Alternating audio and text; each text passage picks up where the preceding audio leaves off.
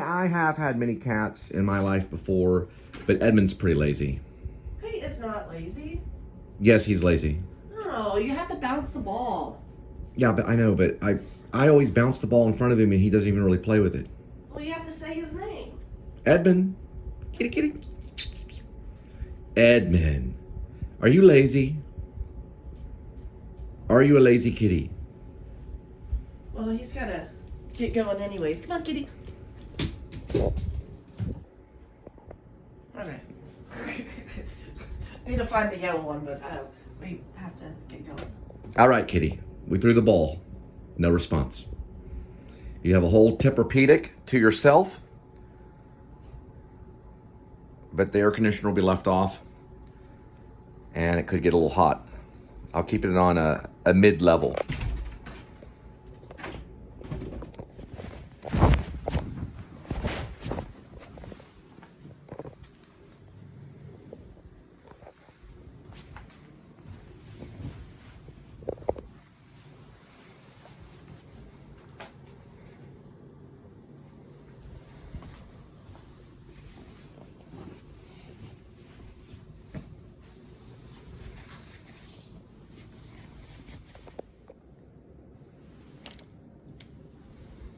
Kitty's under the desk? Yes. Okay. All right, Hi, kitty. Love you.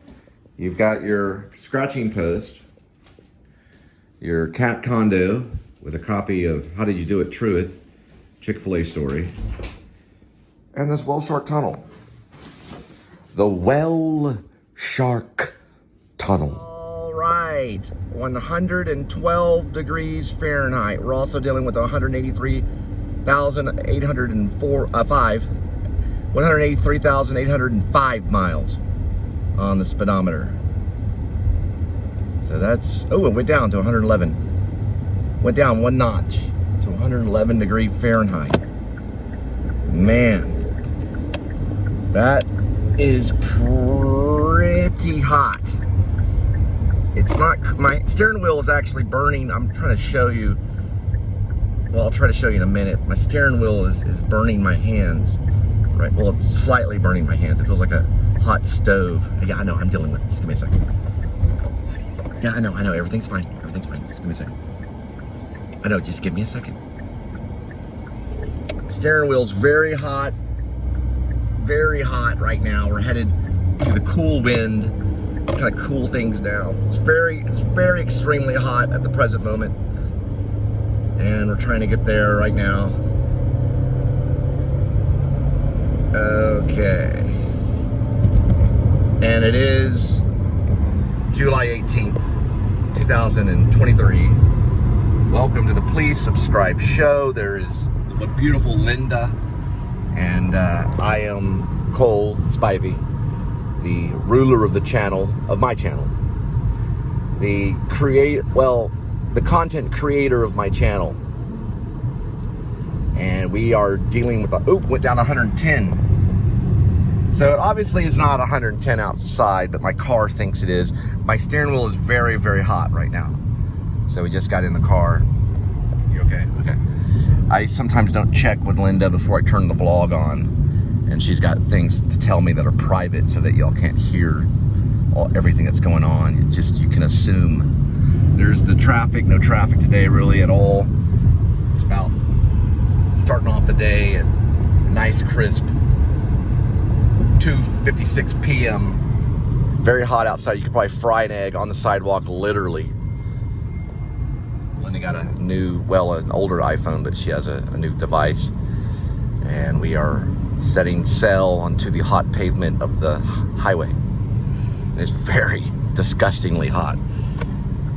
And I'll tell you our business, eventually you'll just have to kind of figure it out as we go. It was founded in 1968 off of East Rosedale.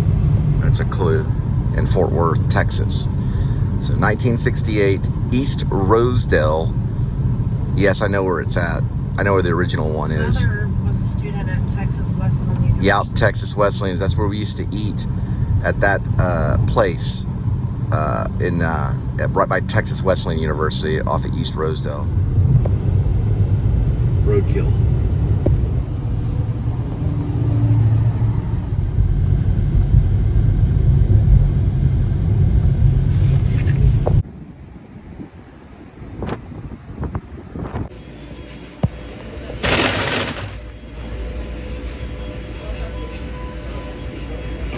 Sorry, go ahead. For one thing, he's a fat butt, out of uniform, but he's in a cruiser. He's got his little cuffs on his side. He's way out over there, and he's just kind of walking around at 103, or no, it's 107 degree temperature. So, better get in the cool air, or this will be his last day walking around, so you're gonna have a little time. Fat people can't walk very long at 107 degree temperature. Thin people can.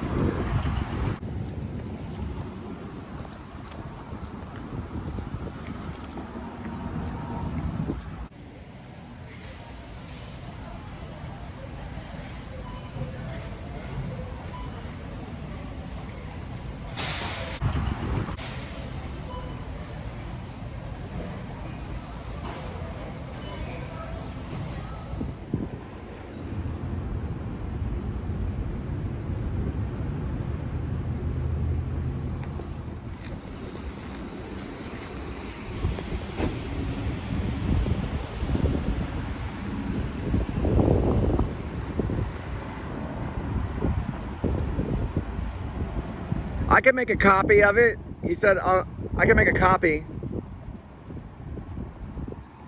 Yeah, I think he might have it if you turned it in. So he's gonna talk. No, you should have 2 of them. I saw 2 of them. It's barbecue, all you can eat, all day, $25. So you can have breakfast, lunch, and dinner, or it'd be a late breakfast because they probably open at 11. But they're serving it right here. That's what the sign says. You can kind of see the 25 right here. It's now serving all you can eat every day, $25. So you got 25 bucks, all the barbecue that you can fit in your mouth. Or stomach, I guess. I don't know, too much barbecue on a hot day like this. It's better to eat a little light. So that'd kill you. All right, there is Cousins. They've got big time commercial, George Strait music plays here, Willie Nelson, all kinds of stuff. So you go in there, you better turn the camera off. Some tattered flags. That one's barely hanging on right there. Green flag and American flag in the back. That must be hard to drive with. All those flags going everywhere.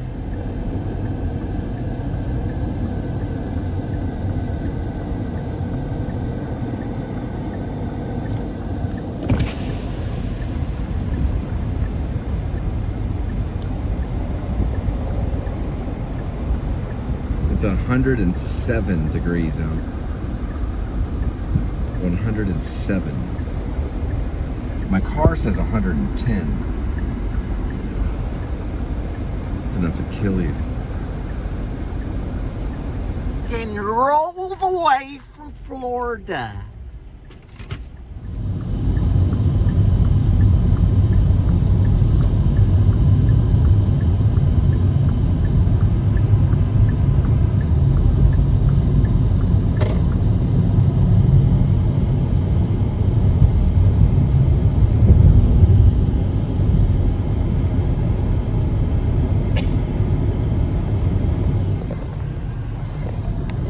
I got to look through Linda's Yahoo email, and I file away like all this stuff in my email. It's like a big filing cabinet in my email. Linda has a file in her email that says hi. Then when you click on it, there's nothing there. I know, I'm driving. So it's hard to explain, but files are important because you can keep your taxes or whatever you want to keep in your email. You can just file it away. In hers, it says hi, and you click on it and nothing's there. But she does have one that says taxes because I created that one for her.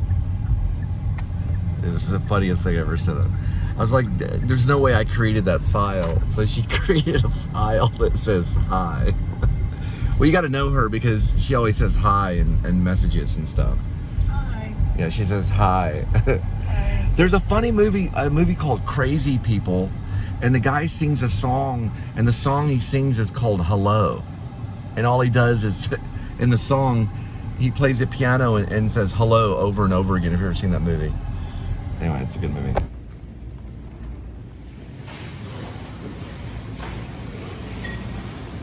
I missed it.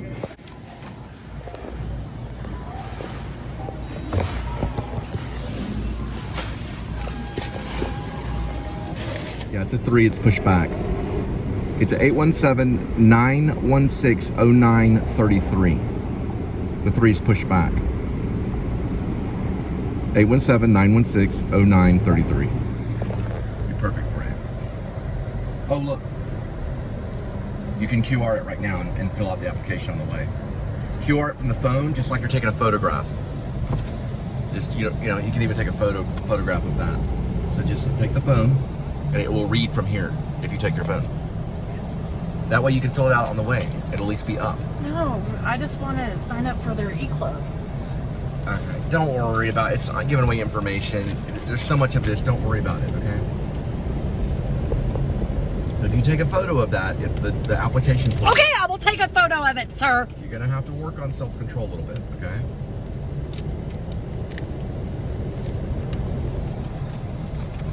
Here, you get what you want. That's not what I want. I'm Yes. trying to show you how to do it.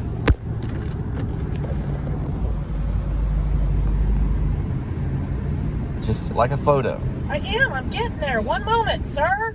It's what they want. I didn't invent it, okay? There you go. Now it'll turn yellow.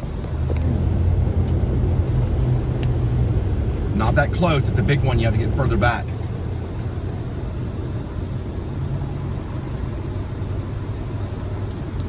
It should turn yellow. Yes, I know. Little yellow box. Did it pull up? Yes, it did. So what is it doing right now so we can show it? All right. Career search. All right, so at least we'll show the store. So it's a general one. But they also have a phone number too. So you want to use the phone number as well. It should pull up the store, but Hold on. what? Let me go inside. All right, we'll go back and do the old-fashioned way.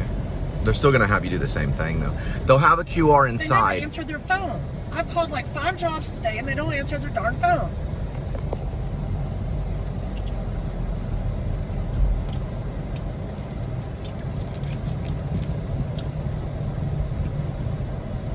They're just gonna tell you to do the same thing, but that's fine.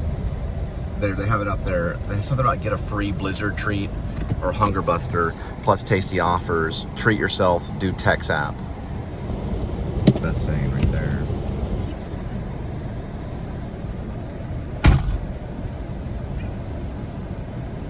Shaka Khan.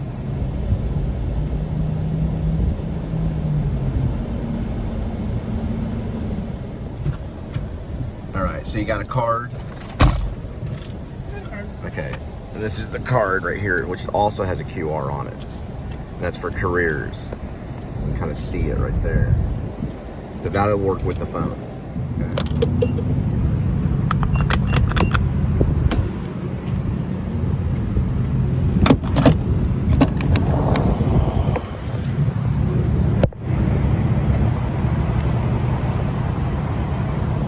Barely can see it, but it says 307. It's like a ride at Disney World. Whee! It's called Cole's car. Whee! Whee! Whee! We the people!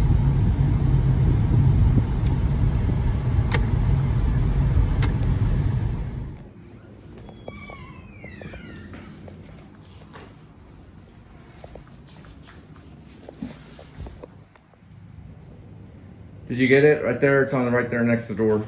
That's fine. Hi, kitty. Okay, so you didn't get it. Okay.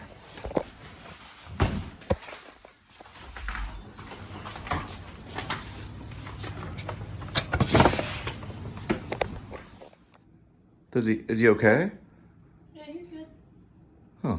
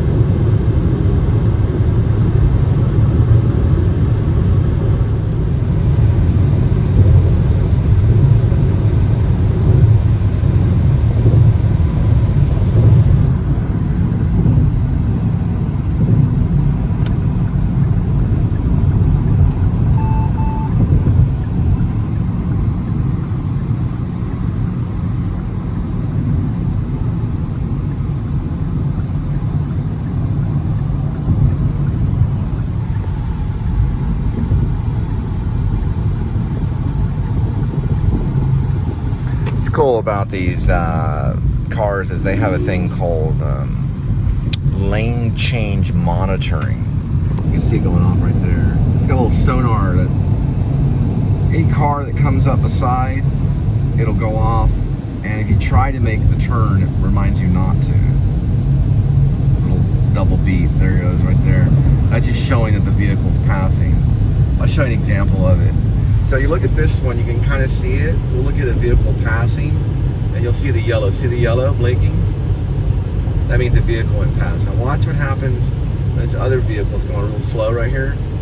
Watch what happens when I turn the signal on. Signal's on, watch. See, it reminded me. Even though he went the other way, see? He was just in that vicinity. So it predicts a possible car going into blind spot. You can also call it a blind spot minder. There's different names for it for different car companies. But they call it lane change monitor. It's pretty cool. I'm gonna show you this one too. So we got this one on. See how it's on? Left. Now watch what happens.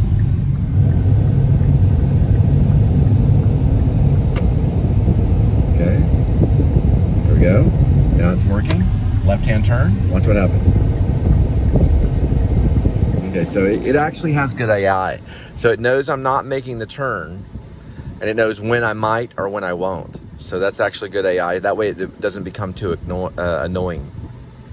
So it's pretty cool.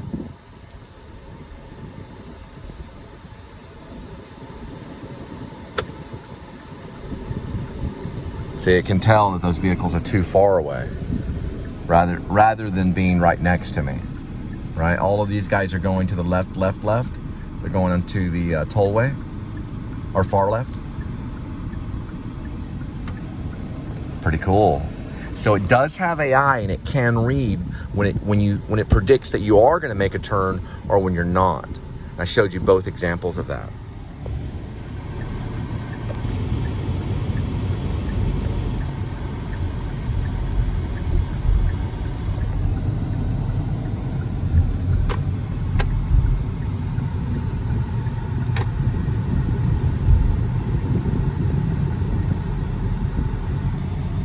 So basically the park minder knows when you're in bumper-to-bumper traffic, or it would just be going off and going off and going off and going off. So it can tell by the speed that you're going and things like that. It's pretty cool AI for a car. So it knows the difference.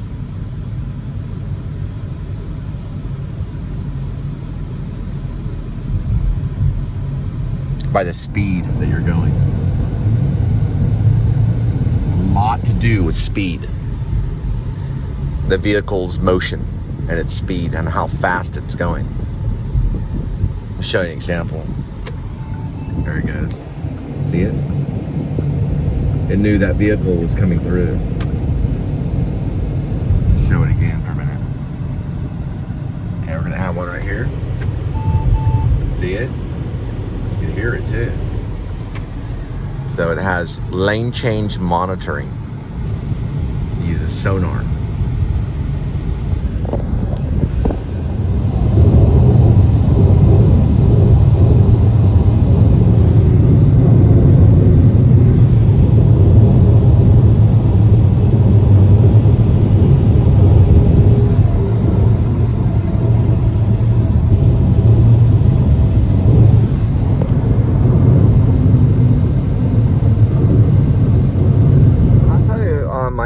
Feeling about filmmaking and being like a director of a film, and I always kind of in my mind always wondered what type of filmmaker I would end up. Let's say if I went to Hollywood and threw down scripts and, you know, worked at a coffee shop and met the right people and attempted to make a film, and would it be documentary or would it be a narrative?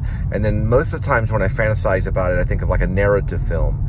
You know, would I be like John Hughes and make a film about teenagers, you know, struggling with high school and love affairs and prom and, you know, and 16 Candles, and, you know, maybe a show about businessmen getting on planes, trains, and automobiles. You know, would I be that way? Or would I make gangster films like Scorsese? Or would I make really absurd, surreal films like David Lynch? Or where would I end up? You know, like what would I do? Westerns? You know, where would I where would my genre be? You know, like where would I, and you would never know until you were either given the funding or given, you know, the actors and the script. You know, it would just open up for you. And then all of a sudden, you know, a Rolling Stones report, well, they do more music, but an AFI magazine report, I don't even know what a Premiere magazine, all of a sudden you read an article, this is your genre. And you're like, oh, okay. I guess that's me. You know, I guess my genre is this. You know what I mean? Like, you don't really know your own genre. You think you do, but you don't. I mean, the vlogs are just the vlog genre. You know, it's a video log, you know, that goes on YouTube and people find it interesting. Like, oh, it's the best show ever. Well, it's not really a cinematic piece where you lay out with a director in the director chair and there's lights and you're trying to capture the scene and make it look a certain way and sound a certain way. It's not that. You know, we're not spoiled to that degree where there's absolutely no way it's going to be stupid. You know, and then they make it and they edit it and you get someone like Tom Noble to start cutting it all up and making it all flow. Or Thelma Shoemaker, you know, where the editor comes in and they're just really tearing it up and making it really work, you know. We don't get that privilege. Although we can spend 6 hours a night trying to get up on YouTube, or we can spend 6 hours a night uploading our videos onto YouTube because we're vloggers, we're YouTubers. But we're only following or getting ideas from other people that are still struggling with a phenomenon that none of us really understand, you know. So in my mind, the filmmaker aspect is kind of a dream, but yet I still make movies. A video is a movie. It's a motion picture with sound. I make videos, or they're a video log, so people just kind of pass it off as nothing really big, but it happens every day, and I don't get a penny for it. Well, actually last year we got $200. It was like a funding thing that we got, and that was it. $200. For 365 days of consistent vlogs. Anyway, I just now added something in my descriptions. You're going to be able to buy me a coffee. Okay? It's from a website that's called buymeacoffee.com. If you look down in the description, if you scroll down in there, you'll see, and just press on that, and you'll be able to buy me a coffee. I think it has my first name, Jonathan, on there. So you'll figure it out. It's got some kind of code in there, and boom. Just sit in there and buy me a coffee, you know? Please. And I'll go drink a coffee, and I'll talk to you about my next project coming up. And I'd appreciate that. Also, another way to fund this channel, a lot of people don't know, and it has been done. It was done last year, I think one time, or maybe a couple of times.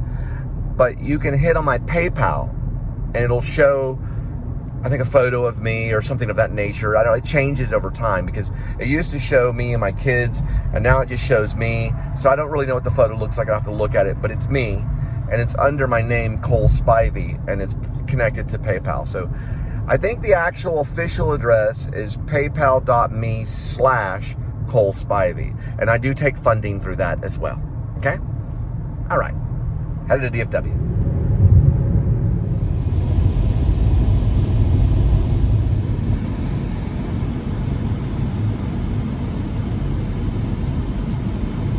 Recently I did kind of this crazy review of Platoon and bringing it into modern day and people getting killed today in a war like between criminals and I guess you could say, the police, whatever's going on. And there's like politics to war, you know, in Platoon, which was a police action. So it was considered a police action in Vietnam. So the Vietnam War was not actually a war. We didn't wage war on Vietnam. We never did that. We never signed a declaration of war against Vietnam. We only policed the area. So we sent soldiers in, we policed the area to try and control communism. We were doing it over an idea. So we went over there and we're like, we're gonna try to control this country and just kind of stomp out communism, but we never had any real reason to go to war. We never had a reason to declare war on Vietnamese or the Vietnam. It was never, you know, our country, the United States of America, was not in danger because of Vietnam and the belief in communism, but we did police it because we wanted our ideas to be implemented into the country of Vietnam, and we failed miserably because you cannot police an idea, okay? You cannot have an opinion about something and then begin policing. But what Oliver Stone did in the movie was he brought moral justification to what he was doing. He was telling a story. He was telling a story with moral aptitude. There was morals involved in the story. There was good and there was bad. And it was about behavior. So Elias represented a certain type of behavior in man, a certain thing that he was. On the other hand, Barnes represented another type of behavior that man has. One attempts to run a machine, which is Barnes. And nothing can go wrong with the machine. Our people suffer and they learn what pain is. On the other hand, Elias was more of a forgiving character. Not really a hippie per se, but someone that allowed a sense of freedom of thought. You know, he allowed you to be an individual. He would work alongside you, but he also worked alone. He was kind of a Christ-like character. That's why his hands are thrown up in the air right before he dies, and the Vietnamese come up behind him and they kill him, and he has to take the fall for what he believed was right. He did not believe in the My Lai massacre. He did not believe that people should be thrown down and handcuffed and raped, right? Which is what they did to those people in the village. So Elias was representing more of Christian morals and doing what was right. While Barnes had no mercy, and people suffered if the machine did not work, the machine of war. He was writing about, in the movie, the Platoon, it's called Platoon. That movie is about the politics of war, which happened today.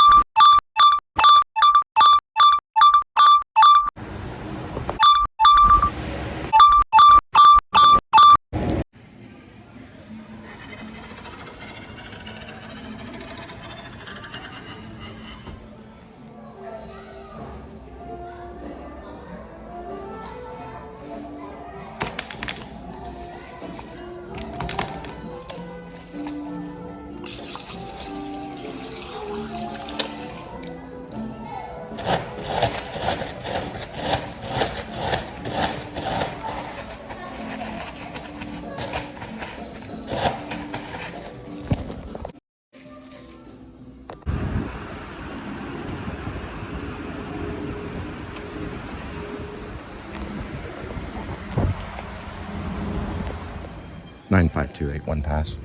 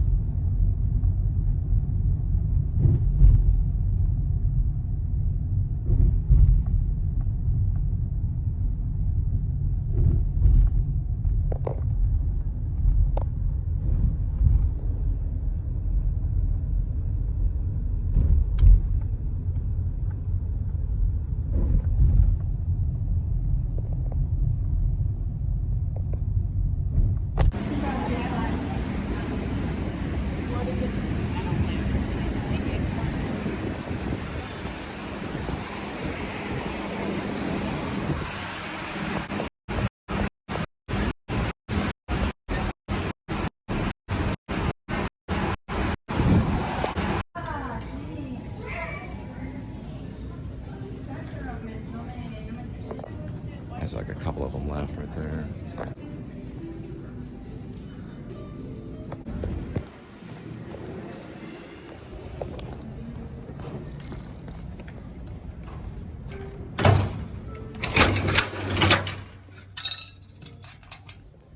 Score. And we're crossing Hickory Creek right here.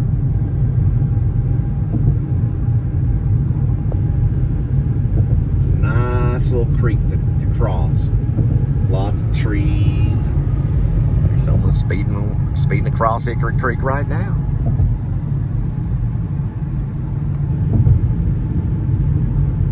Shoot, I'm going 50 across this. I don't know whether they got a sign, a speed sign or anything. I don't know. I'll have to find out.